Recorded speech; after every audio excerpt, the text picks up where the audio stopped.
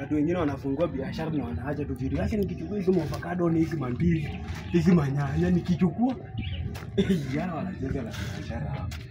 Yaani ningekuwa tunaromba. Kuna maji yako wapi? Dogo. Pone customer bana nimekuchelewesha. Uko na ujinga unaacha kazi hivi. Lakini niko na furaha hivi leo. Unajua ni story bwana. Hata yes. Bibi yangu amenisurprise wana amekuja na akasema ati nataka talaka. Ati ni surprise wana talaka ni divorce. Divorce ni divorce. Ati hiyo ni surprise.